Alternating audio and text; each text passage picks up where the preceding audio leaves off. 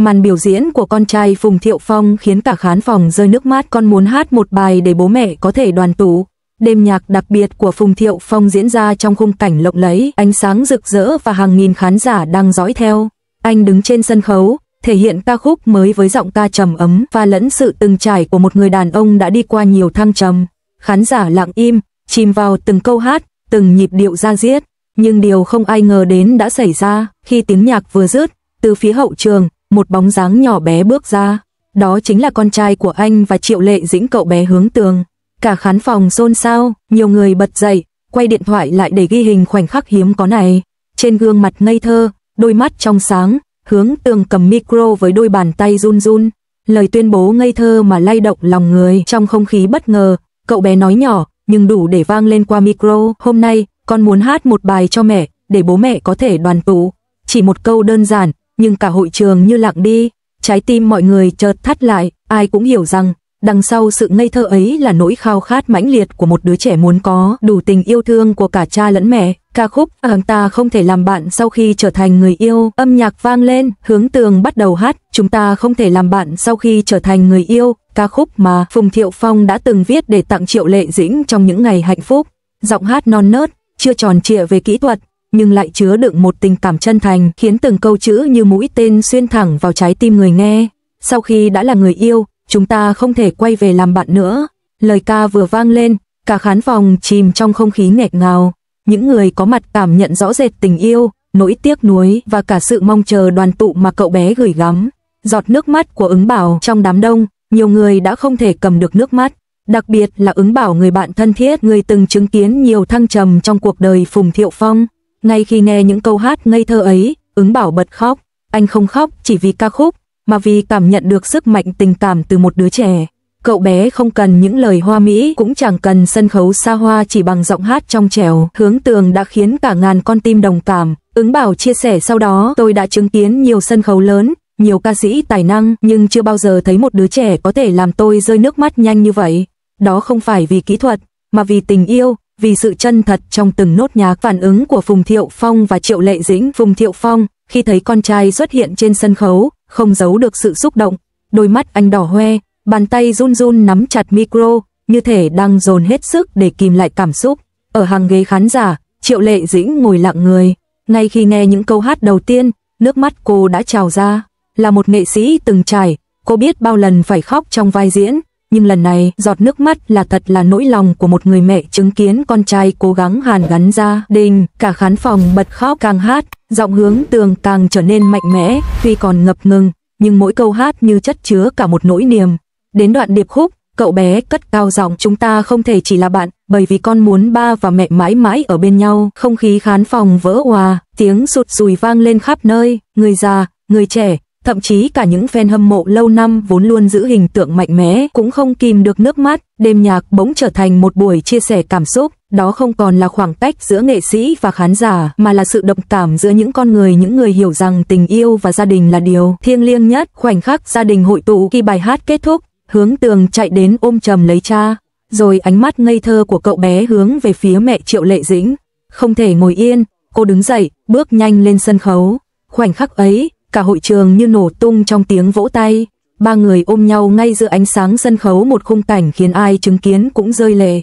Dư âm và phản ứng dư luận ngay sau đêm nhạc. Đoạn video Hướng Tường hát ca khúc Chúng ta không thể làm bạn sau khi trở thành người yêu lan truyền chóng mặt trên mạng xã hội. Hashtag liên quan leo thẳng lên top tìm kiếm chỉ sau vài giờ. Người hâm mộ bình luận, tôi chưa bao giờ khóc nhiều như vậy, một đứa trẻ đã lay động cả ngàn người lớn. Bài hát này, qua giọng hát ngây thơ, trở thành một lời nhắn nhủ đanh thép nhất. Gia đình là điều quan trọng nhất. Phùng Thiệu Phong và Triệu Lệ Dĩnh, hãy quay về bên nhau.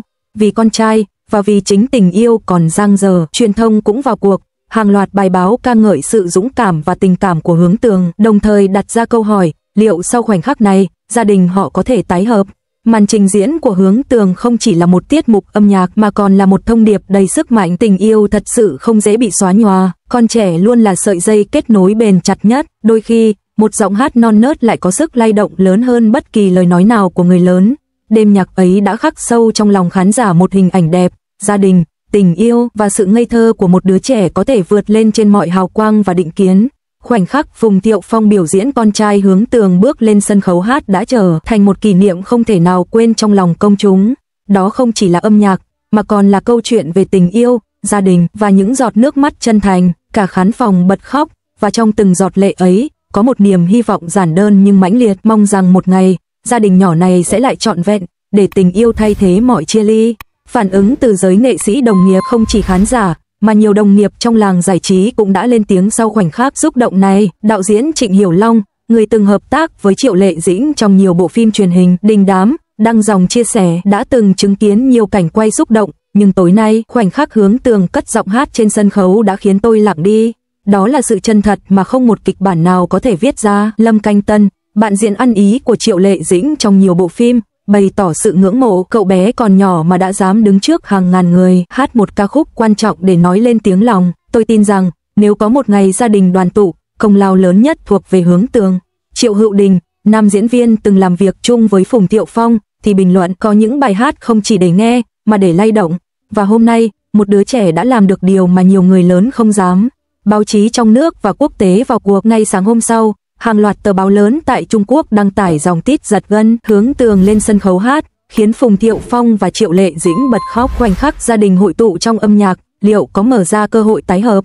Một đứa trẻ hát, cả khán phòng rơi lệ. Không chỉ ở Trung Quốc, nhiều trang tin quốc tế như CNN Entertainment, BBC Asian Network, Koreabu, Dispatch cũng nhanh chóng đưa tin. Họ gọi khoảnh khắc này là sân khấu của tình yêu và sự ngây thơ.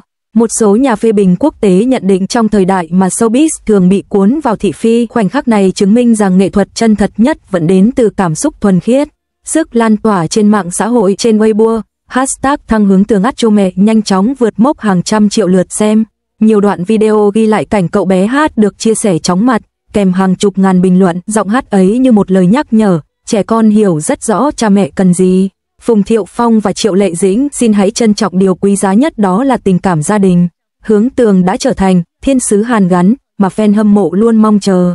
Các fanpage quốc tế cũng đồng loạt dịch lại bài hát và chia sẻ cùng những dòng cảm xúc nghẹn ngào. Nhiều chuyên gia tâm lý khi được phỏng vấn đã cho rằng sự kiện này cho thấy trẻ em luôn có tiếng nói mạnh mẽ trong việc hàn gắn gia đình.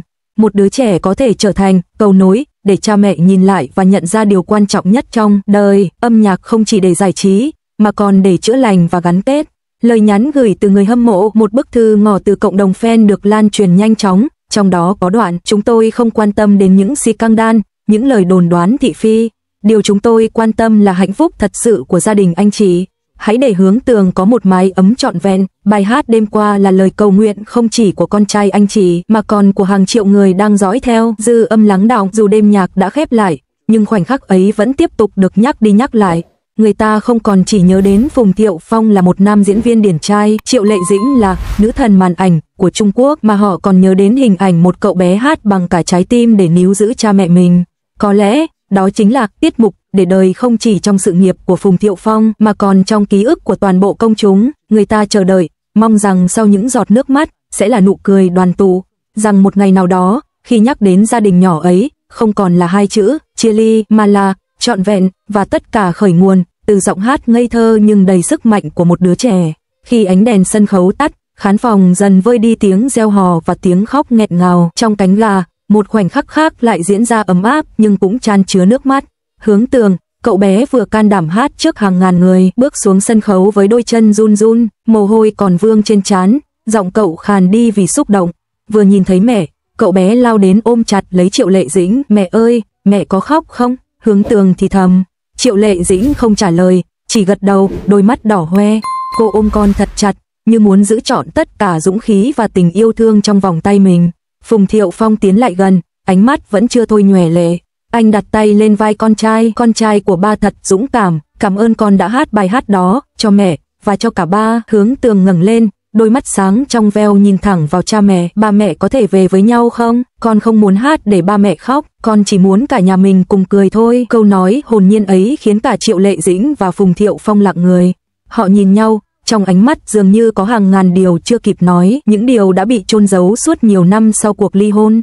Cuộc trò chuyện lặng lẽ một lúc lâu sau, Triệu Lệ Dĩnh cúi xuống lau nước mắt cho con trai rồi khẽ nói: con trai à, có những chuyện của người lớn phức tạp hơn con nghĩ, nhưng mẹ hứa, dù thế nào, mẹ và ba cũng sẽ luôn yêu thương và ở bên con. Phùng Thiệu Phong đứng bên cạnh, giọng khàn khàn, ba cũng hứa, và ba sẽ cố gắng để một ngày nào đó, khi con hát, cả khán phòng sẽ không còn nước mắt mà chỉ có nụ cười. Hướng Tường ngây thơ hỏi lại, vậy bao giờ ba mẹ mới cười với nhau? Câu hỏi ấy vang lên, đơn giản nhưng như một nhát dao cứa sâu vào tim người lớn.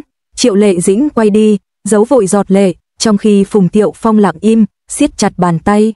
Khoảnh khắc nắm tay bất ngờ. Trước khi rời khỏi hậu trường, Hướng Tường bất ngờ nắm lấy tay cha rồi kéo sang tay mẹ, đặt hai bàn tay ấy chồng lên nhau. Con muốn ba mẹ đừng buông tay nữa. Trong giây phút ấy, cả hai không ai rút tay lại. Họ đứng yên, bàn tay run run chạm nhau, ánh mắt chạm nhau, trái tim cũng chạm nhau.